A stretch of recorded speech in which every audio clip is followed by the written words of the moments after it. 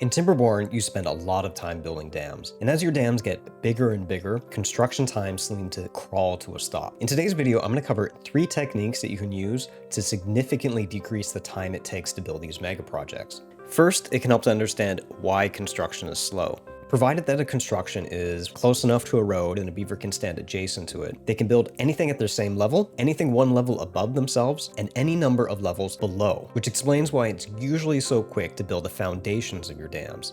Building up from here, however, starts taking longer and longer. The most common approach is to build a road on one side of the dam and build it sequentially from one side to the other. However, this can be very slow because beavers have to build column by column. If you look closely, you'll also see that the beavers can't fetch supplies for a block until the prior block in that column has been completed. So even if you have a ton of builders, most of the time they're not actually doing anything.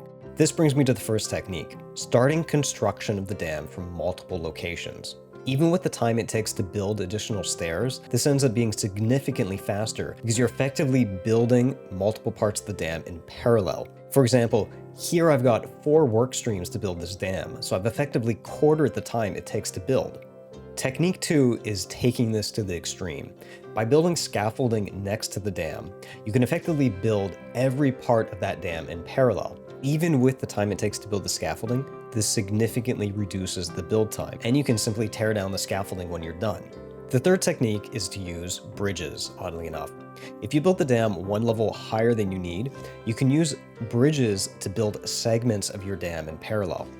Of course, this might be a little bit expensive because some of those long bridges are going to require more advanced materials. Now let's compare all 3 of these techniques against the original approach. You notice that all of them are significantly faster, with the scaffolding and multiple paths approach ending a little bit sooner. Personally, I think I would do the multiple starts just because it's cheaper to build, but it's ultimately going to depend on the terrain that you have available to you. Also keep in mind that you actually need enough builders and resources to see this benefit. As a final parting tip, also consider how far away your supplies are. If you're building far away from your town, you can lose a lot of time for your builders simply walking back and forth. You can save time by putting a supply depot populated by haulers right next to the construction. Hope you found these tips helpful and happy building.